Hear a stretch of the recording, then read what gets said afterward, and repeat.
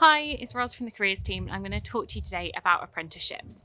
So, why do an apprenticeship? Well, the first and the most important thing is you're actually going to be interested in what you're learning, and you can do it in a really practical way. They also come with the tagline of earn while you learn, and you're in no debt. And the reason for that is the employer pays for your qualification and they pay you a wage as well. Apprenticeships are also great for developing networks, and they're a really good change from education if you're just done with the cycle and want to kind of change it up a bit. And they're a great way to start your career and to break into an industry. So, what do you need to know? Well, as I've said, it's earning while you learn. So, you will be paid a qualification, but you will be expected to learn as well. And they can last anywhere from 1 to 5 years, depending on the level. And those levels go from GCSE right through to degree or master's level. But you've got to be aware that as that increase in level takes place, there are fewer vacancies at that top end. So therefore, they're going to be more competitive and require a bit more from you. Applications can open from as early in August for a September start the following academic year. So it's really important that you are aware of the dates and you're prepared for those applications. You also typically get the same benefits as full-time employees. So that can be things like pensions and holiday allowance. And they're available across a range of sectors. But it's important to consider whether an apprenticeship is the right option. They're still underrepresented in some sectors and very competitive. So for instance, if you're looking for something in art or creative kind of medias, you're unlikely to get an apprenticeship that isn't more the administrative side. They're also really demanding on your time. You're doing a full-time job and studying. So you have to consider whether you're going to be able to do both of those. It is also important to consider whether it is going to have a permanent role guaranteed afterwards. Not all apprenticeships have to guarantee you employment after your term is done. It's important to look at the pay of apprenticeships. Sometimes apprenticeships are quite low paid, and that can often be a kind of indication of how they may treat you. Minimum wage for an apprentice is currently £4.81. Some will pay more than that, but it's just aware of the minimum wage. Some apprenticeships might also narrow down your future options, so it's important to think, are you specialising too early? And most importantly, are you ready for the professional world of work? The key message and takeaway is that it isn't the easy option. It's not the easy out. And successful applicants apply for multiple opportunities and are prepared really well in advance. Sadly, rejection is part of the application process. So therefore, a well thought out plan B is extremely important. What are you going to do if you aren't successful? For most students, Plan B is a UCAS application. It's generally a really good option because you want a high tariff apprenticeship, so university is a good second. But it could also be something like just working for a year or taking a gap year and reconsidering your options. So there are lots of useful websites and resources to help you in your search for apprenticeships. There's the government website, Rate My Apprenticeship, and there are loads more websites on the Careers Hub. But you can also go directly to the companies, look at their recruiting pages, follow them on social media, and see what events they are running. There's also lots of events in college, such as our Careers In Days and our Futures Fair every year, that can help you to find vacancies you might want to apply for. The most important thing is to take time to prepare for your applications, as everyone will differ in their process. There isn't a central application system like with UCAS.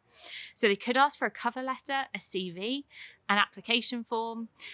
They could want a telephone interview from you, a video interview, or an assessment centre with aptitude tests, all before you get an actual face-to-face interview.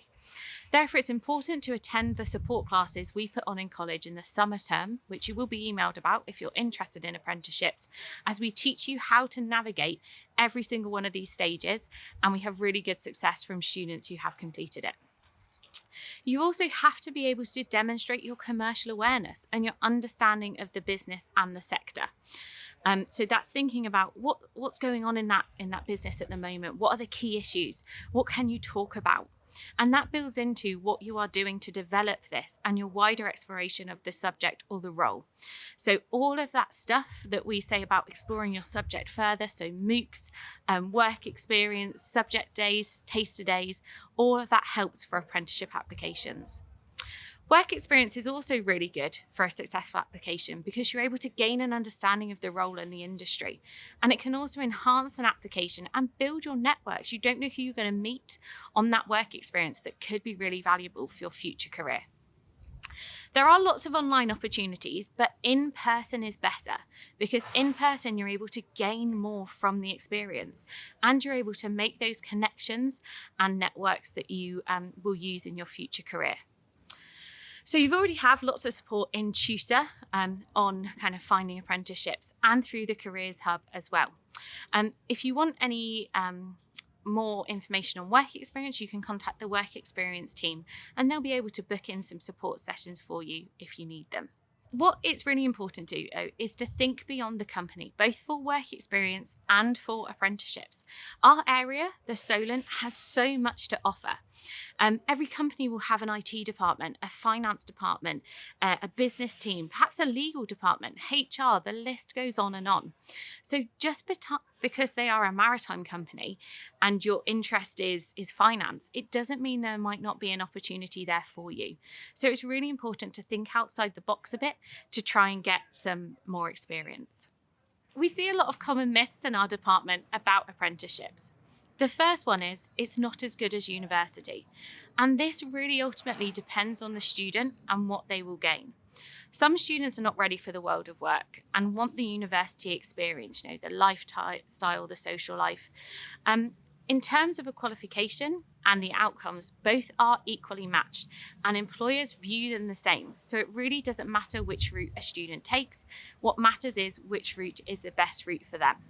The next myth we get is that apprenticeships are badly paid. And while this is true of some companies, most apprenticeships offer competitive salaries. And we're seeing salaries in kind of the £15,000 mark being quite common, up to, for some degree apprenticeships, like 22,000. So it's really important that you do the maths when looking at these, as some apprenticeship vacancies will show them as weekly or monthly salaries. So you have to do the maths up to the full salary. The last myth we hear is that apprentices only do low-skilled or menial work. This really isn't the case anymore. It may have been the case when apprentices first came around, but now apprentices start in a real job. So they are working alongside experienced colleagues while gaining their qualifications. So it's no longer seen as a second-rate option.